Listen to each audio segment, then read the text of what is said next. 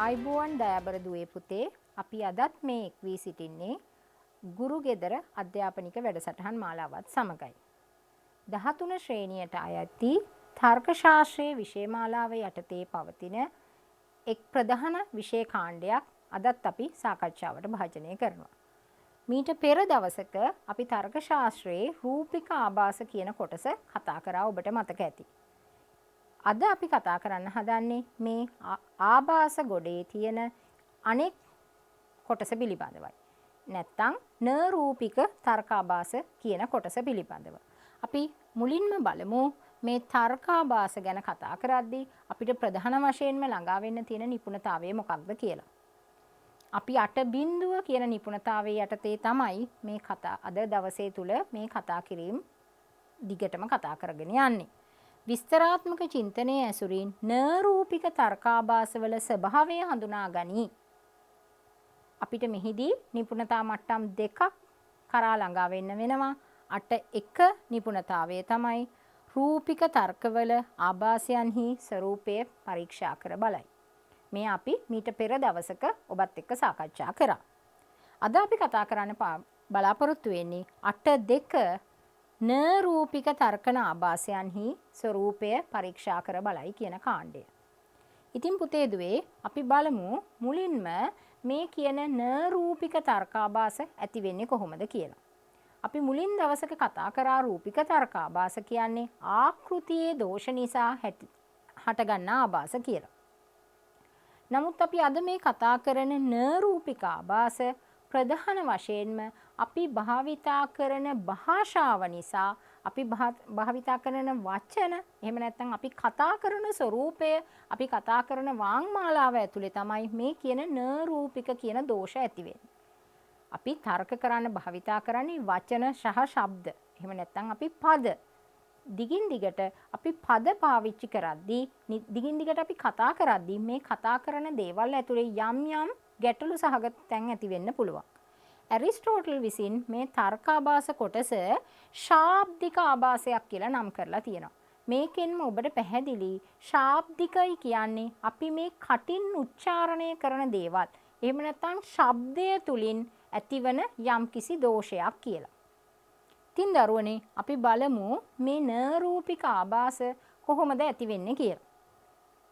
අපි දන්නවා උද්ගමන අනුමානයක නිවැරදිතාවය රඳා පවතින්නේ ඇත්තටම ඊට පදනම් කරගත්තු කරුණු වල තියෙන වාස්තවික බව මත කියලා. අපි යමක් ප්‍රකාශ කරනකොට ඒ ප්‍රකාශ කිරීමෙහි වළංගුභාවය ඇති වෙන්නේ අපි ප්‍රකාශ කරන දේ ඇතුලේ තියෙන නැත්නම් ඒකේ අභ්‍යන්තරයේ තියෙන යම් යම් තර්ක නිසා. අපි ගොඩනගන තර්ක අනුව අපේ ප්‍රකාශයේ වාස්තවික බව ළඟා කරගන්න පුළුවන්. වාස්තවික බවයි කියන්නේ පොදුවේ පිළිගත හැකි කියන එක. යම් කිසි කෙනෙක් යම් ප්‍රකාශයක් නිකුත් කරාම ඒ නිකුත් කරන ප්‍රකාශයේ තියෙන වළංගුතාවය එහෙම නැත්නම් වාස්තවික බව ඒ ප්‍රකාශය ඇතුලේ තියෙන තර්කයෙන් අපිට ගම්‍යමාන වෙනවා. ඒ වගේම අදාළ කරුණු ඒ අපි ගොනු කරන කරුණු ඒ වගේම අපි ගොනු කරන සාධක හේතුවෙන් තමයි යම්කිසි තර්කයක වළංගුතාවයක් රඳා පවතින්නේ. දැන් එහෙනම් මේ වළංගුතාවයේ දෝෂයක් නිසානේ අපි ආභාසයක් හටගන්නේ. එහෙනම් යම්කිසි තර්කයක ඇති දුබලතාවය නිසා එහෙම නැත්නම් ඉදිරිපත් කරන කරුණක් අදාළ නිගමනයට අදාළ නොවේයි නම් එහෙම නැත්නම් නිගමනයක් ගම්‍ය කරගන්න තරම් ප්‍රබල සාධක අපි ඉදිරිපත් කරන්නේ නැත්නම් එහෙමත් නැත්නම් අපි සාවද්‍ය සාධක ඉදිරිපත් කරලා නිගමනයක් ගැනීමට බල කරනවා නම් එහෙමත් නැත්නම් තවත් විදිහක අපි අසන්නාව මුලාවට ලක් කරලා අපේ ශ්‍රාවකයව හරි අසන්නාව හරි මුලාවකටපත් කරලා අපි අපේක්ෂා කරන නිගමනය ගණ්ඩ බල කිරීමක් ඇති කරනවා නම් ඔන්න ඔය කියන කාරණාත් එක්ක තමයි නරූපික තර්කාභාසයක් ඇති වෙන්නේ. එතකොට අපිට පැහැදිලි වෙනවා අර රූපික තර්කාභාසයේ තරම්ම අපිට පහසුවෙන් මේ නරූපික තර්කාභාස හඳුනා ගන්න බැරි වෙනවා. මොකද අපි භාෂා භාවිතයෙන් සහ අපි එදිනෙදා කතා කරන භාෂාවත් එක්ක තමයි මේ කියන දෝෂ අපිට හඳුනා ගන්න වෙන්නේ. එතකොට මේ කියන දෝෂ හඳුනා ගන්න නම් අපි ප්‍රධාන වශයෙන්ම හොඳ අසන්නෙක් බවට පත් වෙන්න වෙනවා.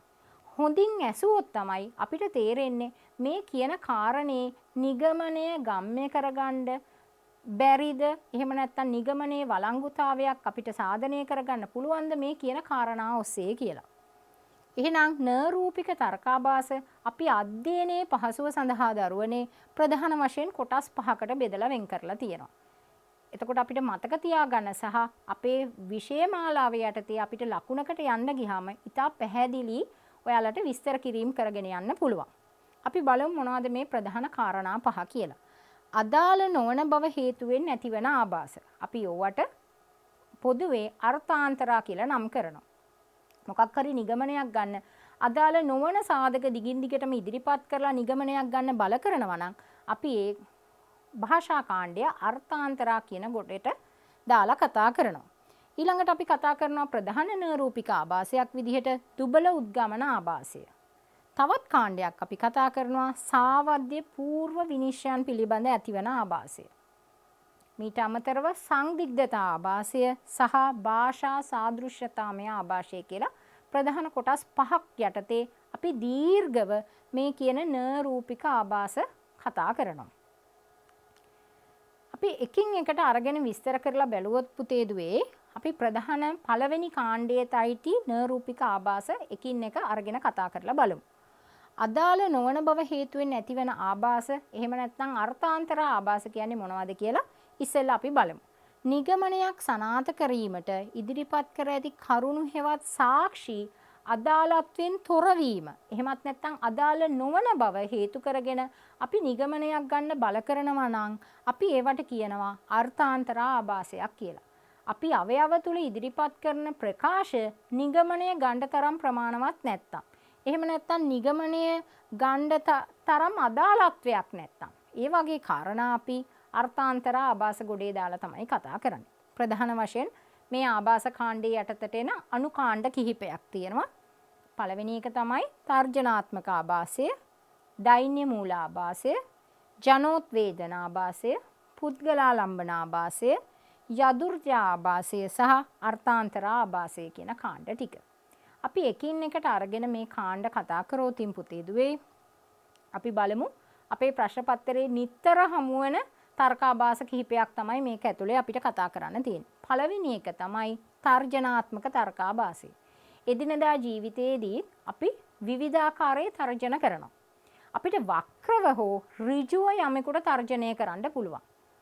දැන් මේ වචනාර්ථයෙන්ම අපිට තේරෙනවා මොකක් හරි තර්ජනයක් කරලා අපිට අවශ්‍ය දේ ළඟා කරගන්න උත්සාහ කිරීමේදී තමයි මේ ආභාසයට ලක් වෙන්නේ කියලා.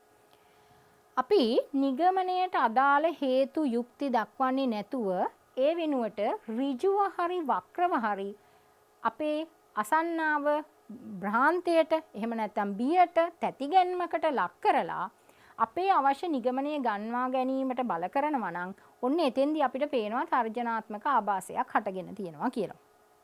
මම උදාහරණයක් දීලා තියෙනවා බලන්න.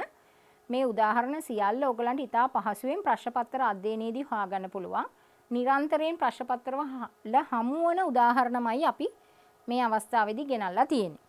අපගේ පක්ෂයේ මතයට විරුද්ධ වීමට ඔබට අයිතියක් ඇත.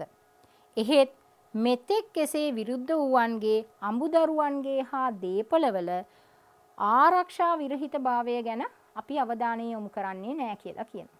දැන් මේ ප්‍රකාශය කිව්වහම ඍජුව මේක ඇතුලේ තර්කයක් නැහැ. නැත්තම් ඍජුව මේක ඇතුලේ තර්ජනයක් නැහැ.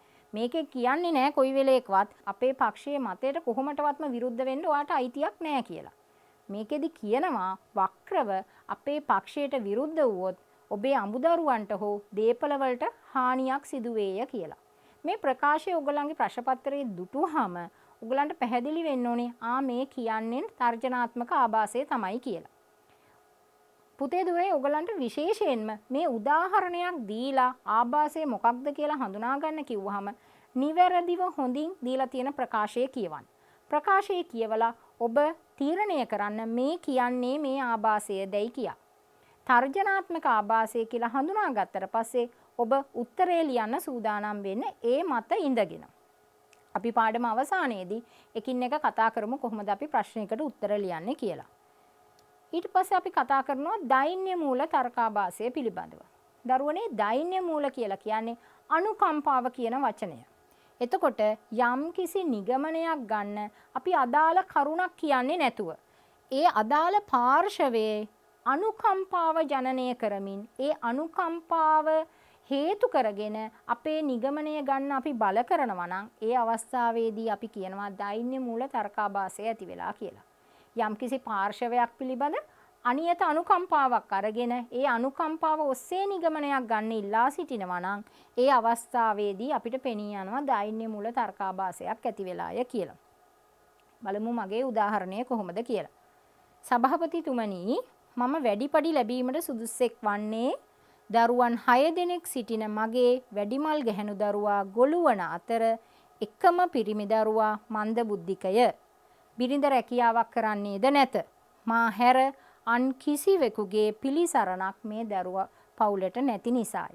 දැන් මෙතෙන්දී මට වැඩිපඩි ඉල්ලන්නේ මගේ සුදුසුකම් කියලාවත් එහෙම නැත්නම් මගේ සේවයට සරිලන වැටුපක් මට ලැබෙන්නේ නෑ කියන කාරණේ කියලාවත් නෙමෙයි. මා පිළිබඳව අසන්නා තුල යම්කිසි අනුකම්පාවක් ජනනය කරනවා මේ මිනිසයාට එහෙනම් තව කීයක් හරි වැඩිපුර දෙන්න ඕනේ තමයි කියලා. එතකොට මේක ඇත්තටම අදාළ නිගමනය ගන්න කාරණාවක් නොවන බව ඔයගලන්ට පැහැදිලි. එතකොට අදාළ නිගමනය ගන්න කාරණා නොකිය අනවශ්‍ය අනුකම්පාවක් ජනනය කළා මේ වගේ ප්‍රකාශයක් අපිට හම්බ වුණොත් ඔයාලට පහසුවෙන් හඳුනා ගන්න පුළුවන් වෙනවා මේ කියන්නේ දෛන්‍ය මූල තර්කාභාසයයි කියලා.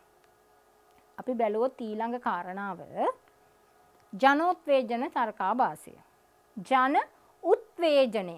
ජනයා උත්තේජනය කරලා එහෙම නැත්නම් යම්කිසි විශේෂිත ජන කොටසක් ඉලක්ක කරලා ඔවුන් පිළිබඳ ද්වේෂයක් එහෙම නැත්නම් ආවේගයක් වගේ චිත්ත වේගයක් ඇති කරලා ඒ චිත්ත වේගය මත ඉඳගෙන යම්කිසි නිගමනයක් ගන්න බල කරනවා නම් මේ අවස්ථාවේදී අපි ජනෝත්වේජන තර්කාභාසය කියලා කියනවා. මේක හුඟක් වෙලාවට වාචික ප්‍රකාශයක්. හැබැයි ලිඛිත ප්‍රකාශ වෙලත් මේ වගේ ප්‍රකාශ දකින්න අපිට පුළුවන්. හුඟක් වෙලාවට ජාතිවාදී සටන්වල එහෙම නැත්නම් දේශපාලනික ව්‍යාපාරවල ඔයගලන්ට හුඟක් දකින්න හම්බ වෙනවා මේ කියන ජනෝත්වේජන තර්කාභාසය. අසන්නා ඒ කියමනින් උත්තේජනයක් ඇති කරලා නැත්නම් උද්වේගයක් ඇති කරලා මේ කියන්නේ ඔව් තමයි කියන උත්තරයට ළඟා කරගන්න උත්සාහ දරන ප්‍රකාශ වලට තමයි ජනෝත්වේජන තර්කාභාසයක් කියලා කියන්නේ. උදාහරණයක් මම කියලා තියෙනවා. මහාචාර්ය එක්ස් ලියූ නවකතාව හැකි ඉක්මනින් කියවන්න මන්දෙහි පිටපත් දසලක්ෂයක් පමණ විකිණී අවසන්ය. දැන් හැමදෙනාම කියවන්නේ මේ පොත ගැනයි කියලා. මෙහෙම කිව්වහම අපිට ඉක්මනින් මේ පොත අරන් කියවන්න හිතෙනවා. හැබැයි ඒකේ අන්තර්ගත කරුණු එහෙම නැත්නම් ඒකේ තියෙන වැදගත්කම අපිට කියලා නැහැ. අපිට මොකක් හරි ලොකු ප්‍රකාශයක් ඔය හුඟක් වෙලාවට වෙළඳ දැන්වීම් වල අපි දකින්නේ මේ ජනෝත්වේජන තර්කාභාසය. ඒ වගේම අපි දකින හුඟක් වෙලාවට දේශපාලන ව්‍යාපාරවල දේශපාලන කතාවල අපි දකින්නේ මේ ජනෝත්වේජන තර්කාභාසය. එතකොට අපි අසන්නා විදිහට අසන්නාගේ හැඟීම අවසලා ඒ හැඟීමකින් යම්කිසි නිගමනයක් ගන්න බල කරනවා නම් ඒ වගේ අවස්ථාවක් ඕගලන්ට පැහැදිලිව හඳුනා ගන්න පුළුවන් දරුවනේ මේ කියන්නේ ජනෝත්වේජන තර්කාභාසය තමයි කියලා. ඊළඟට අපි කතා කරෝතින් පුද්ගලාලම්බන තර්කාභාසය කියලා. පුද්ගලයෙක් මුල් කරගෙන ඒ පුද්ගලයා මත ඉඳගෙන ඒ පුද්ගලයාගේ දෝෂ දක්වලා යම්කිසි ප්‍රකාශයක් ඒ විදිහටම හරවලා යවනවා නම් යම්කිසි නිගමනයක් ආපස්සට හරවලා යවනවා නම් මේක හොඳ නෑ කියලා කියනවා නම් ඒක ඇතුළේ හුඟක් වෙලාවට පුද්ගලාලම්බන තර්කාභාසය තියෙනවා. අපි හිතමු යම්කිසි පුද්ගලයෙකුගේ පුද්ගලික ජීවිතයේ යම්කිසි දෝෂයක් දක්වලා එයා කියන ප්‍රකාශයක් හෝ එයාගේ මතයක් හෝ පිළිගන්න එපා කියන කාරණාව කතා කරන හැම අවස්ථාවකදීම ඕගොල්ලෝ හඳුනා ගන්න ඕනි මේ කියන්නේ පුද්ගලාලම්බන තර්කාභාසය කියලා. උදාහරණයක් විදිහට අපොස සාමාන්‍ය පෙළවත් සමත් නොවූ මාටින් වික්‍රමසිංහයන් විසින් රචනා කරන ලද නවකතා උසස් ගණයේයි කියන්නේ කොහොමද කියලා යම් කිසි කෙනෙක් කිව්වොත් අපිට නවකතාවක් ගත්තොත් නේ නවකතාවේ හරය ගැන කියලා ඒකේ උසස් බව හෝ අදාළත්වය ගැන කතා කරනවා නම් ඔන්න ඒක අදාළ නිගමනයට අදාළයි. නමුත් අදාළ පුද්ගලයාගේ අධ්‍යාපන සුසුකමක් හෝ එයාගේ පුද්ගලික කාරණාවක් කියලා ඒ කියන මතය හෝ ඒ කියන ග්‍රන්ථය හෝ ප්‍රකාශය ප්‍රතික්ෂේප කිරීමේ අවස්ථාවක් නැහැ. මෙහිදී අපිට තේරෙනවා හුඟක්ම වෙලාවට නිගමනයට අදාළ නෑ මේ කියන කරුණු කියලා. එතකොට මේ කියන විදිහට නිගමනයට අදාළ නොවන පුද්ගලයා හා සම්බන්ධ කාරණාවක් කියලා නිගමනය ආපස්සට හරවලා යවන්න උත්සාහ ගන්නවා නම් මේ කියන කාරණා පුද්ගලාලම්බන තර්කාභාසයට අදාළයි කියලා ඔයගලන්ට ප්‍රත්‍යක්ෂ වෙන්න ඕනේ. අපි කතා කරනවා ඊට පස්සේ තවත් කාරණාවක් යදුර්ජාභාසය කියලා. මේ සියල්ල භාෂා භාවිතයේදී නම් ඇති වෙන්නේ මේ යදුර්ජාභාසය පොදු නීතියක්, එහෙම නැති පොදු රීති සම්ප්‍රදායක්, පොදු ආචාර ධර්ම පද්ධතියක් මත ඉඳගෙන මේ කියන සාමාන්‍යකරණ අවස්ථාව විශේෂ අවස්ථාවකටත් එහෙමමයි කියලා හිතාගෙන තර්ක කරන්න ගියාම අපිට සාමාන්‍ය අවස්ථාවකදී හිතන පතන විදිහ විශේෂ අවස්ථාවකට ඇඳා ගන්න අමාරුයි. එතකොට සාමාන්‍ය අවස්ථාවකදී ගත්තු නිගමනයක් විශේෂ අවස්ථාවකදී එහෙමමයි කියලා යම්කිසි සංසිද්ධියක් තීරණය කරන්න ගියොතින් අපිට මේ කියන යදුර්ජා ආභාසය හට ගන්නවා. උදාහරණයක් විදිහට අරගෙන විස්තර කරාම ඔයගලන්ට ඔක පැහැදිලි වෙයි ඉතා හොඳින්. කතා කිරීමේ නිදහස ව්‍යවස්ථාව මගින් සහතික කර ඇත. අපි ඔක්කොටම කතා කරන්න නිදහස තියෙනවා. හැබැයි X නැමැත්තා බෝම්බයක් කියලා බසේ හිරිහැර වෙන විදිහට කෑ ගැහුවොත් නැත්තම් නිකන් බසේ යන ගමන් අනික් මිනිස්සුන්ට හිරිහැර වෙන විදිහට කෑ ගැහුවොත් ඒ මනුස්සයාට විරුද්ධව අපිට ක්‍රියාමාර්ගයක් ගන්න පුළුවන්. මට තියෙනවා මානව අයිතිවාසිකමක් කතා කිරීමේ කියලා අපිට එතනින් නිදහස් වෙන්න බෑ. සාමාන්‍ය අවස්ථාවක් ඇතුලේ තමයි අපිට එහෙම අවස්ථාවක් තියෙන්නේ. නමුත් විශේෂ අවස්ථාවකදී අපිට කාටවත් හිරිහැර වෙන්න විදිහට කතා කිරීම හෝ කෑ ගැහිීමේ අයිතියක් නැහැ. එතකොට පැහැදිලි පුතේ මේ කියන විදිහේ ප්‍රකාශයක් ඕගලන්ගේ ප්‍රශ්න පත්‍රයේ දැක්කොත් ඔයාලට ඉතා හොඳින් හඳුනා ගන්න පුළුවන් වෙනවා යදුර්ජා ආභාසය කියන්නේ කුමක්ද කියලා. අපි සාමාන්‍ය අවස්ථාවකදී ගත්තු කුමක් හෝ තීන්දුවක් තීරණයක් ඊට පරිබාහිර විශේෂ අවස්ථාවකදී එහෙමමයි කියලා හිතලා තර්ක කරන්න ගියාම අපිට මේ කියන ආභාසයට ගොදුරු වෙන්න වෙනවා. ඊට පස්සේ අපි කතා කරෝතින් අර්ථාන්තර ආභාසය. මේකේ වචනාර්ථයෙන්ම අපිට පැහැදිලි අර්ථය අන්තරා වෙලා අර්ථය මිය ගිහින් කියන එක. ඒ කියන්නේ పూర్ව අවයව මගින් නැත්තම් මුලින් කියන කරුණු මගින් යම් කිසි නිගමනයක් ගන්න බල කරද්දී ඔය කියන මුලින් දක්වන කරුණු හෝ අවයව වැරදියට වටහා ගැනීම නිසා සහ මුලින්ම වෙනස් නිගමනයක් අපි ගත්තොතින් අපි ඒවට කියනවා අර්ථාන්තර ආභාසය කියලා. කිසිදු ගැළපීමක් නැහැ අවයව සහ නිගමන අතර. හැබැයි අවයව පටලවාගෙන නිගමනය අපි ගන්නවා සහ මුලින්ම වෙනස් නිගමනයක්. අපි උදාහරණයක් විදිහට ගත්තොත් විත්තිකරු අපරාධයක් කළ බවට තවත් සාක්ෂි කුමටද? මේ දැන් අප ඉදිරියේ ඇති විත්ති කූඩුවේ නැග සිටීමම ඊට හොඳම සාක්ෂියකි. දැන් යම්කිසි පුද්ගලයෙක් විත්ති කූඩුවක නැග සිටීමම ඔහු අපරාධකරුවෙක් යන්න නිගමනය කරන්න අපිට ඇතිවෙන ප්‍රබල සාක්ෂියක්ද? ඒකෙන් විතරක් අපිට නිගමනය කරන්න පුළුවන්ද? අපිට පැහැදිලි. එතකොට නිගමනයක් ගන්න තරම් ප්‍රමාණවත් සාධකයක් නැත්තම්, එහෙම නැත්තම් නිගමනය ගැනීමේදී අවයව අපි පටලවාගෙන තියෙනවා නම් ඔන්න ඔයගේ අවස්ථාවලදී අපි කතා කරනවා අර්ථාන්තර ආභාසයක් හටගෙන තියෙනවා කියලා. ඊට පස්සේ අපි කතා කරමු ප්‍රධාන දෙවනි අණු කොටස පිළිබඳ. රූපික තර්කාභාසවල ප්‍රධාන දෙවනි අණු කොටස තමයි දුබල උද්ගමන තර්කාභාසය. බලන්න දරුවනේ, නිගමනය සනාථ කරනුවා ඉදිරිපත් කර ඇති සාක්ෂි අදාළ වුවද ඒවා ප්‍රමාණවත් නොවීම හේතුවෙන් කරුණු දුබල වීම මත ඇතිවෙන ආභාස තමයි මේ දුබල උද්ගමන ආභාස කියන්නේ.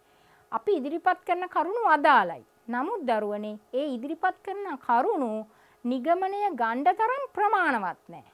ප්‍රමාණවත් සාක්ෂි ප්‍රමාණයක් තියෙන්න එපා යම්කිසි කෙනෙක් වරදකරුවෙක් කරන්න හරි. එහෙනම් ඒ ප්‍රමාණාත්මක සාක්ෂි ඉදිරිපත් නොකර අපි නිගමනයක් ගන්න බල කරනවා නම් අන්න ඒවට අපි කියනවා දුබල උද්ගමන තර්කාභාස කියලා. මේ අවස්ථාවලදී අවයවය සහ නිගමනය තුල තියෙන්නේ සාක්ෂි සහ නිගමනය අතර තියෙන්නේ ඌන සහදෘශ්‍යයක් කියලා අපි කියනවා.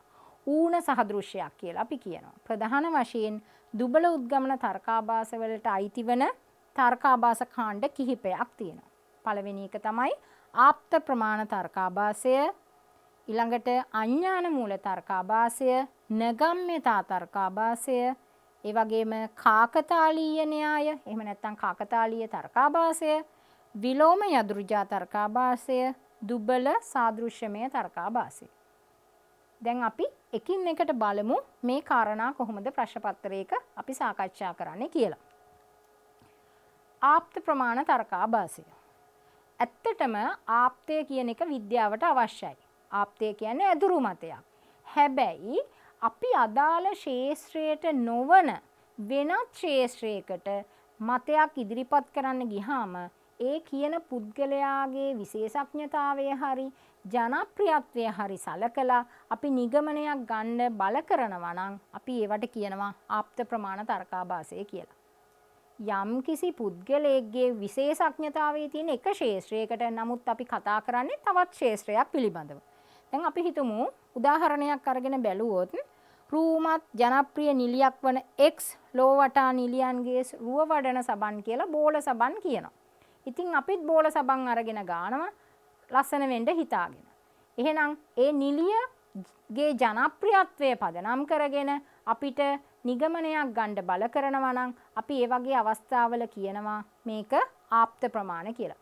හුඟක් වෙලාවට අපි දකින වෙළඳ දැන්වීම් වල පුතේ දුවේ මේ ආප්ත ප්‍රමාණ තර්කාභාසය කියන එක අපිට දකින්න පුළුවන්. ජනප්‍රිය පුද්ගලයෝ හරි වෙනත් ශාස්ත්‍රයක පුද්ගලයෝ හරි පාවිච්චි කරලා ඔයගලන්ට යම්කිසි මතයක් සඳහන් කරන්න ඒගොල්ලෝ උත්සාහ කරනවා. ඊළඟට අපි කතා කරොත් අඥාන මූල තර්කාභාසය යම් දෙයකට පක්ෂව කරුණු ඉදිරිපත් කරනවා වෙනුවට යම්කිසි සාක්ෂියක් පිළිබඳව අපි දන්නේ නැත්නම් එහෙම නැත්නම් මෙතෙක් ඒ හා සම්බන්ධ සාක්ෂි නැත්නම් අපි ඒ කියන සාක්ෂි නැහැ කියලා හිතාගෙන නිගමනයක් ගන්න ගියාම මේ අඥාන මූල තර්කාභාසය ඇතිවෙනවා. ඇත්තටම නොදන්නාකම නිසා මේ තර්කාභාසය ඇති වෙන්නේ. යම් කිසි දෙයක් පිළිබඳව අපි නොදන්නවා. එහෙම නැත්නම් කරුණු තාම ඉදිරිපත් වෙලා නැහැ. එහෙම හිතාගෙන අපි ඒ තර්කාභාසයට ගොදුරු කරනවා යම් කිසි ප්‍රකාශයක්. අපි බලමු උදාහරණයක් අරගෙන සර්ව බලධාරී දෙවි කෙනෙකු නැති බව ඔප්පු කිරීමට මෙතෙක් කිසිවෙකු සමත්ව නැත. එම නිසා සර්ව බලධාරී දෙවි කෙනෙක් නැත. මෙතෙක් කවුරුවත් ඔප්පු කරේ නෑ කියලා අපිට යම්කිසි කාරණාවක් නැතයි කියා නිශ්චිතවම කිවීමට අපහසුයි. ඒ අපේ නොදන්නාකම වෙන්න පුළුවන්. එහෙම නැත්නම් තාම එම කාරණා සොයාගෙන නැතුව වෙන්න පුළුවන්. එහෙම අපි යම්කිසි දෙයක් පිළිබඳව නොදන්නාකම නිසා පිළිගන්නට ගියාම අපි ඒ වගේ ආభాසයන් නැත්නම් ඒ වගේ දෝෂයන් අඥාන මූල තර්කාභාස විදිහට හඳුනා ගන්නවා. අපි මුලින් කතා කරා යදුර්ජා තර්කාභාසය. යදුර්ජා කියන්නේ සාමාන්‍ය අවස්ථාවකදී ගත්තු තීරණයක් අපි විශේෂ අවස්ථාවකටත් එහෙමමයි කියලා ගන්නවා කියන එක කතා කරා. දැන් කතා කරනවා අපි විලෝම යදුර්ජා කියන කාරණාව. විලෝමය කියන්නේ එහි අනිත් පැස නැත්නම් විරුද්ධ පැත්ත. එහෙනම් අපිට පැහැදිලි විශේෂ අවස්ථාවකදී අපි ගත්තු තීරණයක් සාමාන්‍ය අවස්ථාවකදීත් එහෙමමයි කියලා තීරණ ගන්න ගියාම අපිට මේ කියන විලෝම යදුර්ජා කියන ආభాසය හට ගන්නවා කියලා. යම් යම් සීමා හා කොන්දේසි යටතේ පිළිගැනෙන කරුණු සාමාන්‍යකරණයක් ලෙස ගැනීම හෝ ඊට අදාළ නොවන අවස්ථාවකද යොදා ගැනීමෙන් මේ ආభాස හට ගන්නවා කියලා අපිට හඳුන්වන්න පුළුවන්. අපි උදාහරණයක් අරගෙන කතා කරොතින් රාජ්‍ය විරෝධී කුමන්ත්‍රණ පැවති අවස්ථාවල විරුද්ධවාදීන්ගේ දුරකථනවලට හොරෙන් සවන් දීමට රහස් ඔත්තු සේවාවලට අවස්ථාව සපයලා තියෙනවා. එහෙම කියලා ඒ ආයතනවල ඉන්න නිලධාරීන්ට හැම වෙලේම අපේ දුරකථන ඇමතුම් වලට සවන් දෙන්න අවස්ථාවක් නැහැ. නේද? විශේෂ අවස්ථාවකදී එහෙම අවසරයක් දුන්නට අපිට හැම වෙලේම එහෙම අවස්ථා සඳහා යොදා ගන්න බෑ. එහෙනම් විශේෂ අවස්ථාවකදී ගත්තු තීරණයක් සාමාන්‍ය අවස්ථාවකටත් පොදු කරන්න අපි උත්සාහ කරෝතින් ඒ වගේවට අපි කියනවා විලෝම යදුර්ජා තර්කාභාසය කියලා. ඊළඟට අපි කතා කරනවා පුතේ නගම්‍යතා තර්කාභාසය කියන කොටස. මේ නගම්‍යතා කියන්නේ ගම්‍ය නොවේය කියන කාරණාව. සාක්ෂි නිගමනයට අදාළ වුවත් ඉදිරිපත් කරන සාක්ෂි නිගමනයට දැඩි ලෙස තහවුරු කිරීමට තරම් තාර්කික සම්බන්ධයක් නැත්තම් අපේ අවයව සහ නිගමන අතර සම්බන්ධතාවයක් තියෙනවා. නමුත් නිගමනය සනාථ කරන්න තරමටම තාර්කික ප්‍රබලතාවයක් මේකේ නැහැ. එහෙනම් ඒ වගේ අවස්ථාවල අපි හඳුනා ගන්නවා මේ කියන තර්කාභාසය නගම්‍යතා තර්කාභාසය කියලා. සමහර තැන්වල මේක නගම්‍යතේ තර්කාභාසය කියලාත් හඳුන්වනවා. රාජ්‍ය ව්‍යවසායකය නිරන්තරයෙන්ම දූෂණ හා වංචා අකටයුතුකම් ගැන අසන්නට ලැබෙයි. එම නිසා පෞද්ගලීකරණයට හොඳම ප්‍රතිපත්තියයි. දැන් පෞද්ගලීකරණය කරන්න අවශ්‍ය වෙන්නේ මෙන්න මේ කරුණු නිසාය කියලා මෙතන කියලා නැහැ. පෞද්ගලිකත්වයට හේතුව රාජ්‍යංශයේ තියෙන දුබලතාවය කියලා තියෙනවා. එතකොට අපිට පැහැදිලි පුතේ අවයවය ඍජුව බලපෑවේ නැතත් යම් බලපෑමක් තියෙනවා වගේ අපිට පේනවා. හැබැයි නිගමනයක් ගන්න තරම්ම ඒකේ අදාළත්වයක් නැහැ. එහෙම නැත්නම් නිගමනය ගම්ම්‍ය කරගන්න තරම්ම ඔය කියන අවයවය තුල අදාළත්වයක් නැත්නම් අපි ඒ කාරණා නගම්‍යතා තර්කාභාසය යටතේ තමයි කතා කරන්නේ. ඊට පස්සේ අපි කතා කරනවා කාකතාලීය න්‍යාය නැත්නම් කාකතාලීය තර්කාභාසය කියලා. අපි බලමු කාලයයි අවකාශයයි අතර කිසිදු සම්බන්ධයක් නැති හේතු දෙකක් එකවර වෙනවා. කාලීන වශයෙන් එකම වේලාවක සිද්ධ වුණාම අපි මේ අවස්ථා සම්බන්ධයක් නැති හේතු දෙකක් අවස්ථා සම්බන්ධයක් ඇතයි කියා උපකල්පනය කරලා නිගමනයක් ගන්න ගියාම අපි ඒකට කියනවා කාකතාලීය තර්කාභාසය කියලා. අවස්ථා සම්බන්ධයක් නැහැ. හැබැයි වෙනවා එකම වෙලාවක් ඇතුළත. එකම කාලයේදී වීමෙන් පළවෙනි සංසිද්ධිය වීම දෙවනි සංසිද්ධිය වීමට හේතු වේයි අපි උපකල්පනය කරනවා.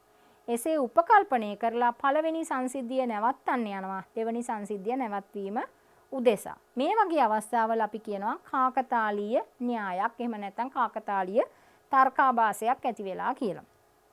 උදාහරණයක් බලන්න. වෛද්‍යවරයා රෝහලට පැමිණෙත්ම රෝගියා මිය ගියේය. එහෙයින් රෝගියා මිය යෑමට නිසක හේතුව වෛද්‍යවරයා රෝහලට පැමිණීමයි.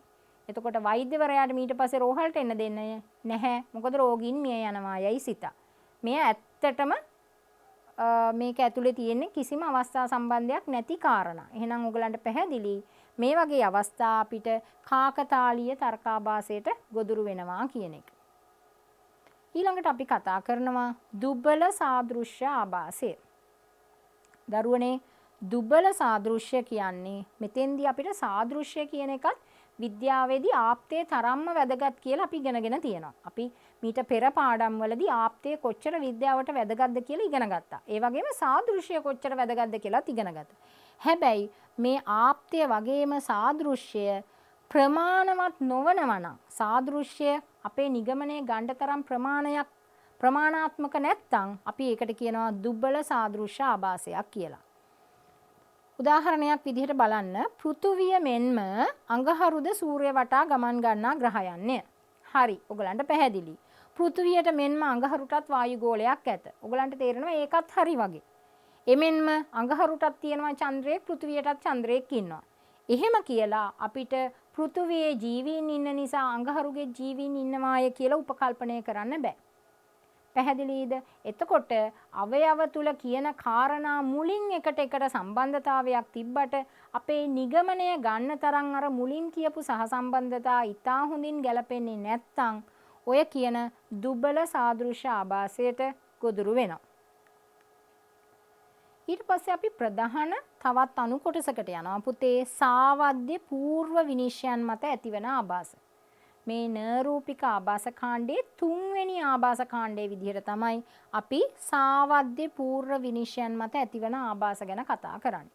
සාවද්‍යයි කියන්නේ වැරදි මුලින් ගන්නා නිගමන නැත්නම් මුලින් ගන්නා විනිශ්චයන් වැරදීම නිසා ඇතිවන ආභාස තමයි අපි සාවද්‍ය పూర్ව විනිශ්චය ආභාස කියලා කතා කරන්නේ. ඔප්පු කිරීමට අවශ්‍ය කරුණු සාවද්‍ය එහෙම නැත්නම් වැරදි අයුරින් තර්කයේ තුල මුලින් ගැබ් කරලා මුලින් අපි හිතාමතාම තර්කයේ ඇතුලේ අන්තර්ගත කරලා ඒ කියන කාරණා ඔස්සේ නිගමනයක් ගන්න උත්සාහ කරනවා නම් මේ කියන ආභාස කාණ්ඩයට අයිති වෙනවා. මේකේ ප්‍රධාන වශයෙන් ආභාස තුනක් අපි කතා කරනවා. සාධ්‍ය සමාභාෂය, බහුපද ආභාසය සහ සාවද්‍ය ද්විධාකරණ ආභාසය කියන තුන. අපි දැන් බලමු මේ කාරණා තුන කොහොමද අපි කතා කරන්නේ කියලා. සාධ්‍ය සම ආභාසය. සාධ්‍ය සම ආභාසය කියන්නේ දරුවනේ ඔප්පු කරන්න ඕනේ කරුණු ඍජුව හරි වක්‍රව හරි අවයවයේ තුල අපි ඉස්සෙල්ලාම ගැප් කරනවා. අවයව තුල අන්තර්ගත කරනවා. මේ අවයවය තුල අපිට අවශ්‍ය කරුණ අන්තර්ගත කරලා එයම නැවත නිගමනය වශයෙන් ඉදිරිපත් කරන්න උත්සාහ කරාම අපි මෙන්න මේ කියන සාධ්‍ය සම ආభాෂයට ගොදුරු වෙනවා. එතෙන්දී අපි කතා කරනවා පොදු උක්තයක් කල්තබා ප්‍රනිශ්චයක් කර එම සාක්ෂිය හා නිගමනය ඒ අයුරින්ම පිළිගන්න ගියාම මෙන්න මේ කාරණාව ඇති වෙනවා. එහෙම නැත්නම් අවයවයේ තුල කියන ප්‍රකාශනයම නැවත වෙනත් ආකාරයකින් නිගමනයේදී අපි සඳහන් කරනවා නම් ඔන්න ඔය අවස්ථාවේදී අපි සාධ්‍ය සම ආభాසය කියලා කියනවා. මේකත් නිතර අපි ප්‍රශ්න පත්‍රවල දකින ආభాසයක්. උදාහරණයක් අරන් අපි කතා කරෝතින් අභිනිද්‍රාජනක ගුණයෙන් යුක්තය. මක් නිසාදයත් එය නිදි මත ඇති කරයි. දැන් පැහැදිලි පුතේ දුවේ අභිනිද්‍රාජනකයි කියලා කියන්නෙම නිදි මත ඇති කරනවා කියන එකමයි. නේද? එතකොට අපි පළවෙනි වාක්‍යය ඇතුලේ කිව්වේ අභිනිද්‍රාජනක ගුණයෙන් යුක්තයි. ඒ කියන්නේ නිදි මත ඇති කරනවා කියන එක. එම නිසා කියලා නැවත නිගමනය ගන්න කියනවා අපිට. එය නිදි මත ඇති කරන සුළුය. එහෙනම් පැහැදිලි අවයවයේ තියෙන ප්‍රකාශනයම නැවතත් නිගමනයේදීත් එහෙම්මම කියනවා නම් අපි මෙන්න මේ කියන සාධ්‍ය තම ආభాෂයට ගොදුරු වෙනවා. ඊළඟට අපි කතා කරනවා මෙන්න මේ කියන සාධ්‍ය සම ආభాසය పూర్ව විනිශ්චයක් මත නිගමන සනාත කිරීමට යෑමේදී ඇති වෙනවා. ඒ වගේම ඔප්පු කළ යුතු කරුණු සාපේක්ෂව සම්බන්ධයෙන් අවයවයක් ලෙස යොදා ගැනීමේදී ඇති වෙනවා කියලා.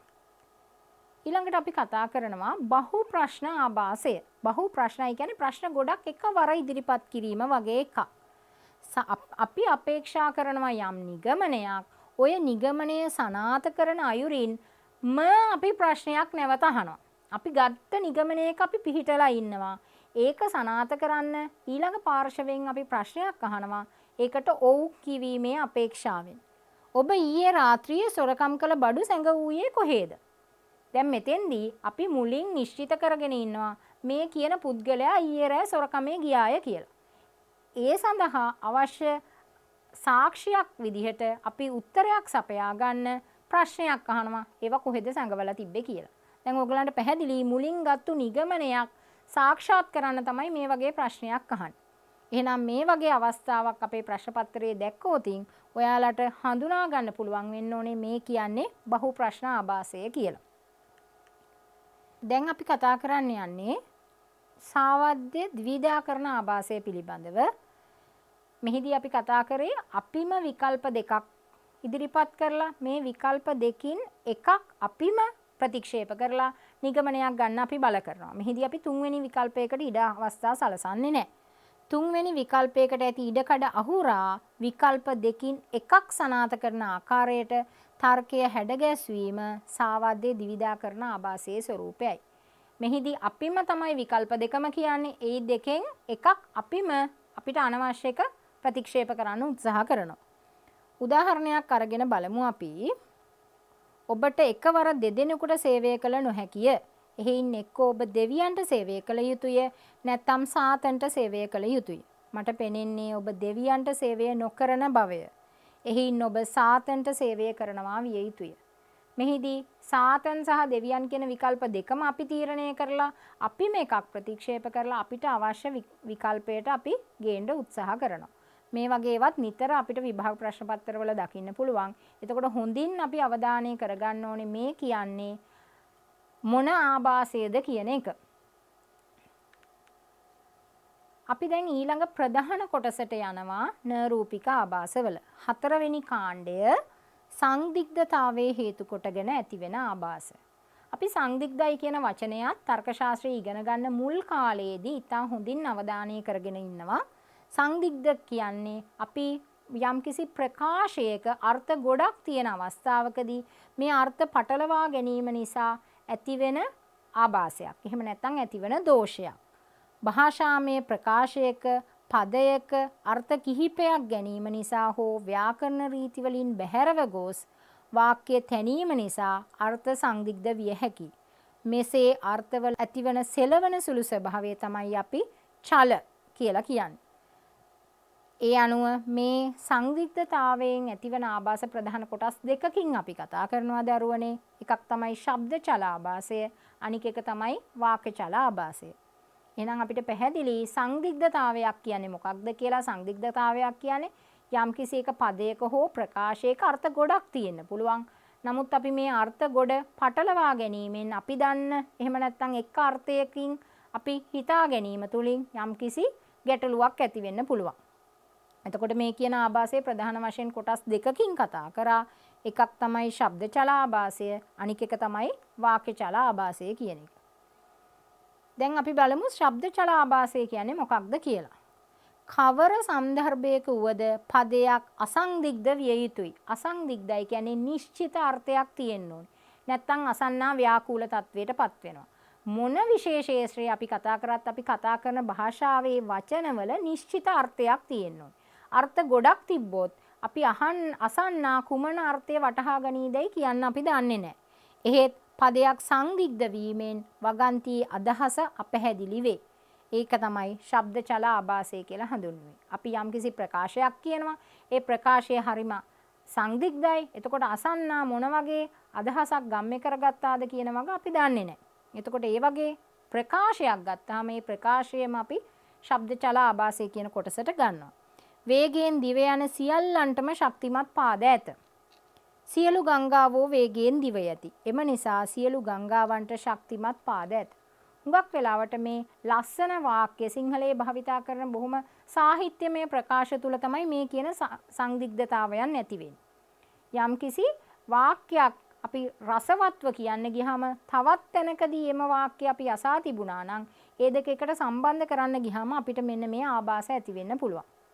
එහෙනම් වේගෙන් දිව යන සියල්ලෝම කියලා කිවීමේ ශක්තිමත් පාද තියෙනවා කියන එක තුලින් මේ ගංගාව වේගෙන් දිව යනවා එහෙනම් ගංගාවටත් පාද තියෙනවා කියලා උපකල්පනය කිරීම ඊටාම වැරදි සහගතයි. එතකොට මේක ඇත්තටම අපි ශ්‍රවණයෙන් තියෙන ගැටලුවක් එක්ක භාෂාවේ තියෙන ගැටලුවක් එක්ක තමයි මේ හදාගෙන තියෙන්නේ. එහෙනම් මේ වගේ අවස්ථා අපිට ශබ්ද චල ආభాසය කියලා හඳුනා ගන්න පුළුවන් වෙනවා. ඊළඟ අවස්ථාව තමයි වාක්‍ය චල ආభాසය. පදයක් සංදිග්ධව යෙදුනොත් ඒ පදේ නිසා වගන්තිය ඒ පදය අනිසි ලෙස පාවිච්චි කිරීම නිසා එහෙම නැත්නම් අනිසි තැනක පාවිච්චි කිරීම නිසා මේ කියන වාක්‍ය තුලම යම්කිසි ව්‍යාකූල බවක් ඇති වෙනවා නම් ඒ ඇතිවීම වාක්‍ය චල ආభాසය කියලා හඳුන්වනවා. මුළු වාක්‍යයක් ගත්තහම මේ වාක්‍යය ඇතුලේ නිශ්චිත විරාම ලක්ෂණ නැත්නම් එහෙම නැත්නම් නිශ්චිතව පද බෙදීම් වෙලා නැත්නම් එහෙම නැත්නම් වාක්‍ය අර්ථයේ ඇතුලේ තවත් අර්ථ ගොඩක් ගැප් වෙලා තියෙනවා නම් මේ වගේ අවස්ථාවල අපි වාක්‍ය චල ආభాසය කියලා කියනවා. හුඟක් වෙලාවට අපේ දරුවෝ මේ ශබ්ද චල හා වාක්‍ය චල කියන එක නිතර පටලවා ගන්නවා. උත්තර පත්‍ර පරීක්ෂාවේදී අපිට හොඳට තේරෙනවා මේ වාක්‍ය චල හා ශබ්ද චල නිතර පටලවා ගන්නවා. ඒ හින්දා ඉතා හොඳින් මේක අවධාරණය කරගන්න. තනි වාක්‍යයක් ගත්තාම මේ වාක්‍ය ඇතුලේ අර්ථ ගොඩක් අපිට ගැප් වෙලා තියෙනවා නම් මේ වගේ අවස්ථා තමයි අපි වාක්‍ය චල ආభాසයට ගන්න. මෙතෙන්දි මම උදාහරණයක් කියලා තියෙනවා. අනේ මහත්තයා නෝනා පිනට දීලා යන්න. මේකේ ඔයගොල්ලන්ට කිව්වහම අපිට කියන උච්චාරණ ශෛලිය වෙනස් කරලා අදහස් කිහිපයක් ගන්න පුළුවන්. අනේ මහත්තයා නෝනා පිනට දීලා යන්න කිව්වම මහත්තයාට කියනවා වෙන්න පුළුවන් නෝනාව පිනට දීලා යන්න. අනේ නැත්තම් මහත්තයටයි නෝනටයි දෙන්නටම කියනවා වෙන්න පුළුවන් වෙනත් මොනවා හරි පිනට යමක් දෙන්න කියලා. මොනවා හරි එක වාක්‍යයක් ඇතුලේ අදහස් ප්‍රකාශ කිරීම තුළින් එහෙම නැත්නම් උච්චාරණයෙන් එහෙම නැත්නම් විරාම ලක්ෂණ නිවැරදිව යොදලා නැත්නම් මෙන්න මේ කියන වාක්‍ය චල ආభాසයට ගොදුරු වෙනවා කියන එක ඉතා පැහැදිලිව මතක තියාගන්න ඕනේ. ඊළඟට අපි කතා කරනවා භාෂා සාදෘශ්‍යමය ආభాස. දරුවනේ භාෂා භාවිතයේදී අපි එහි සංවිධානය එහෙම නැත්නම් එහි ස්වરૂපය බැලුවහම ඒක ඇතුලේ අපිට සප්‍රමාණ බවක් පේනවා. නමුත් සමස්තයයි ඒකකයයි අපි පටලවා ගන්න ගියාම මේ සමස්තය සහ ඒකකය අතර තියෙන සහ සම්බන්ධතාවයේ නිවැරදිව අධ්‍යයනය කරගත්තේ නැති වුණොත් අපි මේ කියන භාෂා සාදෘශ්‍යතාමය ආభాෂ වලට ගොදුරු වෙන්න පුළුවන්. මෙහිදී ප්‍රධාන වශයෙන් අපි ප්‍රධාන ආభాස දෙකක් යටතේ කතා කරනවා. එකක් තමයි ඒකයික තර්ක ආభాසය, අනික් එක තමයි සමූහ තර්ක ආభాසය.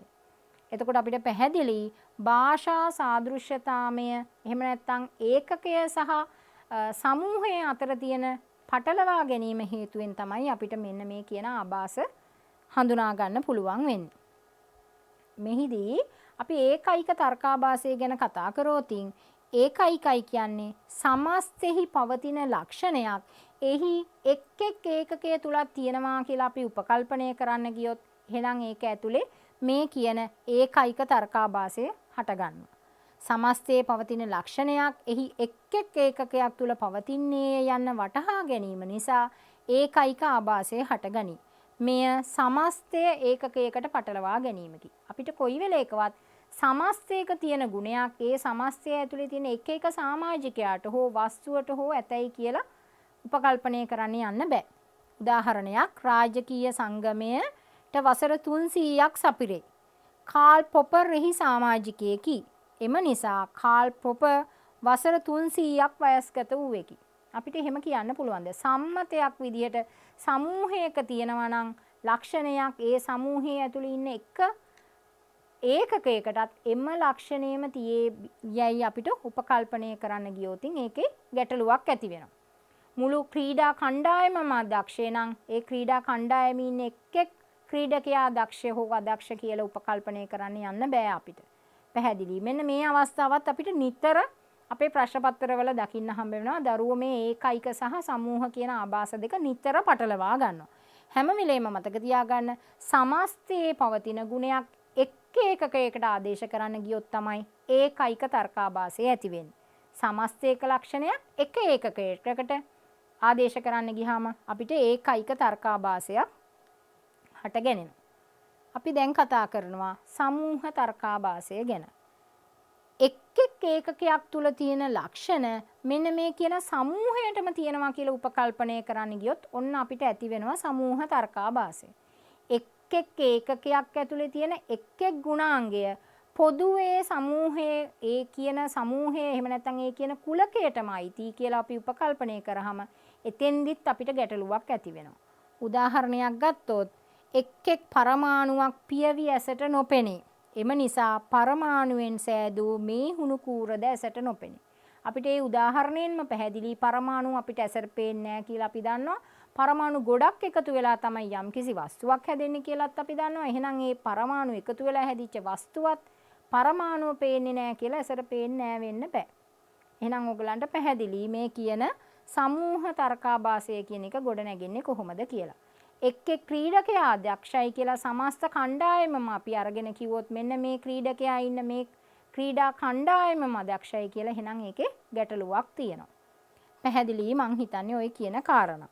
දැන් අපි කතා කරන්න ඕනේ නැවතත් මුල ඉඳන් අපි මේ කතා කරපු රූපික නරූපික ආභාස කොහොමද ඇති උනේ කියලා.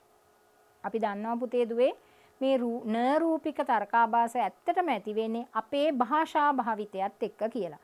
එහෙනම් අපි ඉතා හොඳින් ශ්‍රවණය කිරීමෙන් හෝ කියවීමෙන් හෝ තමයි අපිට මේ කියන ප්‍රකාශය ඇතුලේ ආභාසයක් තිබේදයි යන්න ග්‍රහණය කරගන්න පුළුවන් වෙන්නේ.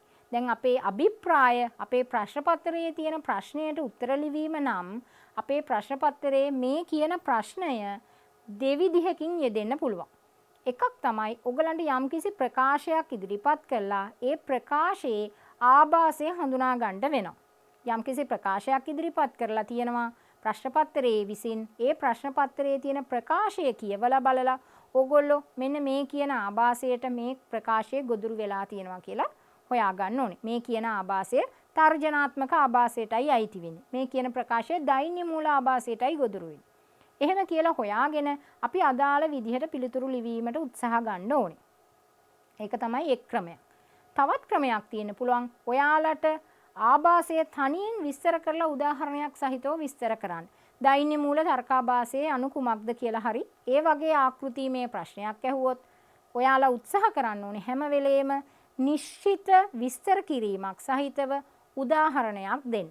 දෛන්‍ය මූල තර්කාභාසය කියන්නේ මොකක්ද කියලා විස්තර කරලා අපි ඒකට ගැළපෙන නිශ්චිත උදාහරණයක් දීලා අපිට ඔයගලගේ කියන කාරණාව සනාථ කරන්න පුළුවන්. අපි දැන් බලමු ප්‍රධාන වශයෙන් මේ කියන ආභාස වලින් එන ප්‍රශ්න කොහොමද යෙදෙන්නේ කියලා. අපි එක කාණ්ඩයක් විදිහට කතා කරොත් ඔයාලගේ ප්‍රශ්න පත්‍රයේදී ඔයගලන්ට නිශ්චිත ප්‍රකාශයක් ඉදිරිපත් කරනවා. නිශ්චිත ප්‍රකාශයක් ඉදිරිපත් කරලා මේ ප්‍රකාශය කුමන තර්කාභාසයට ගොදුරු වෙන්නේදයි කියලා අහනවා. මම උදාහරණයක් කිව්වොත් ඔබේ මුදල් තත්ත්වය සලකා බලන විට ඔබට අපගේ සංවිධානයට බැඳිය යුතුයයි උපදෙස් දිය හැකිය. කැඩී බිඳී ගිය දොර ජනෙල් හා අනිකුත් ගෘහ භාණ්ඩ පමණක් නොව විනාශ වුණු වාහන යනාදියෙන් සිදු වූ පාඩු සියල්ල පිළිබඳව සලකා බලන විට අපගේ සංවිධානයට නොබැඳී සිටීමට නොහැකි බව ඔබටම ඒත්තු යනවා ඇත. මෙහෙම ප්‍රකාශයක් ඕගොල්ලන්ගේ ප්‍රශ්න පත්‍රයේ දුන්නොත් ඔයාලා ඉස්සෙල්ලම මේක මොන ආభాසයට ගොදුරු වේදයි කියලා හොයාගන්න ඕනේ. දැන් ඔයාලට මේක කියවුවහම තේරෙනවා ඇති මේ කියන්නේ තර්ජනයක් යන වග. එහෙනම් අපි දන්නවා තර්ජනාත්මක ආభాසය තමයි එහෙනම් මේක ඇතුලේ තියෙන්නේ. එහෙනම් ඔයාලගේ උත්තර පත්‍රයේ ඔයාලා ඉස්සෙල්ලා ලියනවා මෙම ප්‍රකාශය තර්ජනාත්මක ආభాසයට ගොදුරු වී ඇත. එහෙම කියලා විතරක් ලිව්වට ඔයාලට ලකුණු ලැබෙන්නේ නැහැ. ඔයාලා මේ කියන විෂය කොටස මේ කියන ප්‍රකාශයෙන් අරගෙන මේක විස්තර කරන්න ඕනේ. එතකොට ඔයගොල්ලෝ කොහොමද කියන්නේ කියලා මම විස්තර කරෝතින් මෙන්න මේ කියන සංවිධානයට බැඳෙන්නේ ඇයි අපට පවසන්නේ ඒ සංවිධානයේ තියෙන ව්‍යුහාත්මක විස්තරය හෝ ඒ සංවිධානයට බැඳීමෙන් අපිට ලැබෙන ප්‍රතිලාභයක් හෝ දක්වා නොවේ. ඒ කියන්නේ අදාළ කරුණු නිසි ලෙස දක්වා නොවේ. වක්‍රව මේ කියන සංවිධානයට නොබෙදුනොත් අපේ පුද්ගලික දේපල වලට හරි ජීවිතයට හරි හානි වෙනවා යනුවෙන් වක්‍ර තර්ජනයක් කිරීමෙනි. මෙන්න මෙහෙම විස්තරයක් ලියලා එම නිසා මෙම ප්‍රකාශය තුල තර්ජනාත්මක ආభాසයක් ලක් වී ඇත. ඔහොම කිව්වොත් තමයි අපිට සම්පූර්ණ ලකුණකට ළඟා වෙන්න පුළුවන් වෙන්නේ. අපි තව උදාහරණයක් අරගෙන බැලුවොත් S කියන පුද්ගලයාට අපේ ආයතනයේ සභාපති ධූරය දිය යුතුය. මක් නිසාදයත් ඔහුට එක ඇසක් අහිමි දරුවන් තිදෙනෙකු සිටින පුද්ගලයෙක් නිසාය. දැන් මම මෙහෙම ප්‍රකාශයක් කිව්වහම ඔයාලට හඳුනා ගන්න පුළුවන් වෙන්න ඕනේ මේ කියන ප්‍රකාශය කුමන වර්ගයට අයිතිද කියලා. එතකොට මේ කියන ප්‍රකාශය ඇතුළේ යම්කිසි අනුකම්පාවක් ජනනය වෙනවා නම් එහෙනම් මේක ඇතුළේ තියෙනවා දෛන්‍ය මූල තර්කාභාසය. එහෙනම් ඕගොල්ලෝ අදාළ ප්‍රශ්න අංකය ලියලා ඉස්සෙල්ලා ලියනවා දෛන්‍ය මූල තර්කාභාසය හටගෙන ඇත කියලා. එහෙම ලිව්වට ලකුණු හම්බ වෙන්නේ නැහැ අපිට. එහෙනම් අපි මොකද කරන්නේ දරුවනේ? මේ කියන ප්‍රකාශයේ කාණ්ඩ අරගෙන අපේ විස්තර කිරීම නිවැරදි න්‍යායන්ට අනුව කරන්න ඕනේ. එහෙනම් මේ X කියන පුද්ගලයාට සංගමේ සභාපති ධූරයේ දිය යුතුයයි පවසන්නේ ඔහුගේ ඇති සුදුසුකම් හෝ ඔහුට ඇති අවශ්‍ය සාධක සපයා නොවේ. සපයලා නොවේ. ඒ කියන පුද්ගලික ජීවිතය හා සම්බන්ධ අනියත අනුකම්පාවක් ජනනය කරමිනි. එම නිසා මේ ප්‍රකාශය තුළ දෛන්‍ය මූල තර්කාභාසය හටගෙන ඇත. අපිට මෙහෙම විස්තරයක් කරන්න පුළුවන් නම් ඔයාලට ඔය ප්‍රශ්නයට අදාළ සම්පූර්ණ ලකුණ ග්‍රහණය කරගන්න පුළුවන් වෙනවා. එතකොට ඔයාලට පැහැදිලි මේ කියන කාරණාව. ඔන්න ඕක තමයි අපේ පළවෙනි ආකෘතිය මේ වගේ ප්‍රශ්නයකදී මේ වගේ මාතෘකාවක් යටතේ අපිට ලැබෙන්න පුළුවන් ප්‍රශ්නයක්. ඊට අමතරව ඔයාලට සරල ප්‍රශ්නයක් අහන්න පුළුවන්. පුද්ගලාලම්බන තර්කාභාසය විස්තර කරන්න නැත්නම් උදාහරණ සහිතව විස්තර කරන්න. එහෙම නැත්නම් සාධ්‍ය සම ආභාසය උදාහරණ සහිතව විස්තර කරන්න.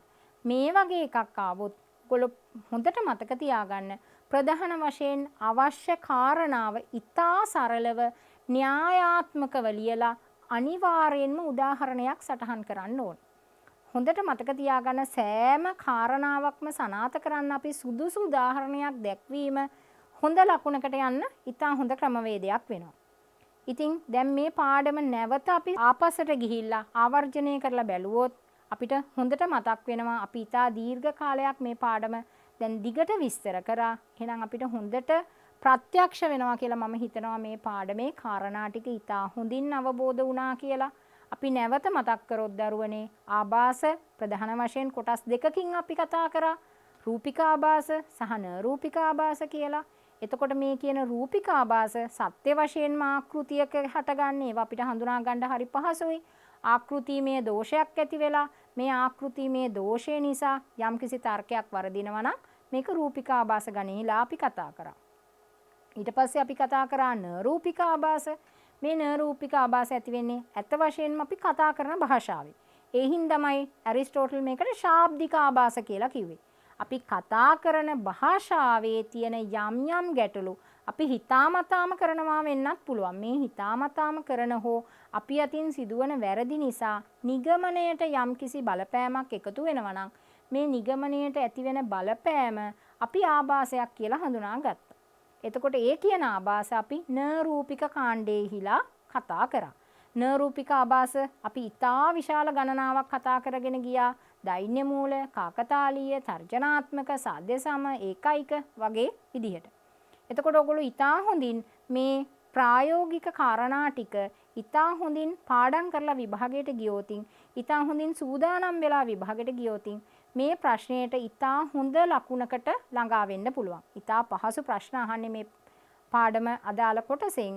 හැබැයි අපි ඒ අදාළ අපේක්ෂිත තොරතුරම අපේ උත්තර පත්‍රයේ සටහන් කරන්න ඕනේ. විශේෂයෙන්ම ආభాස කාණ්ඩයක් දීලා මේ ආభాස කාණ්ඩය හඳුනා ගන්න කිව්වහම දරුවෝ මතක තියාගන්න ඕනේ ප්‍රධාන කාරණාවක්. පළවෙනියෙන්ම අපි ආభాසය හඳුනාගත්තු වග පෙන්නනවා. ඊට පස්සේ ඒ ආభాසය ඇති වෙන්න හේතුව දී ඇති ප්‍රකාශයෙන් කරුණු අරගෙන දිගින් දිගට විස්තර කරනවා. ඉතා කෙටි විස්තර කිරීමක් තමයි බලාපොරොත්තු වෙන්නේ. හරි. එහෙනම් අපි හිතනවා දරුවනේ අද දවසේ ඇතුළත මේ අපි කතා කරපු කාරණා ඉතා හොඳින් ඔයගොල්ලන්ට සාක්ෂාත් වුණා කියලා. එහෙනම් මේ විෂය කාරණා ඉතා හොඳින් අධ්‍යයනය කරලා ඔයාලට ඉතා හොඳ ලකුණකට යන්න ශක්තිය ධෛර්යය උදා වෙන්න කියලා ප්‍රාර්ථනා කරමින් අද දවසේ අපේ පාඩම මෙතනින් අවසන් කරනවා. නැවත දවසක අපි හමු වෙමු. ඔබ සැමට ආයුබෝවන්.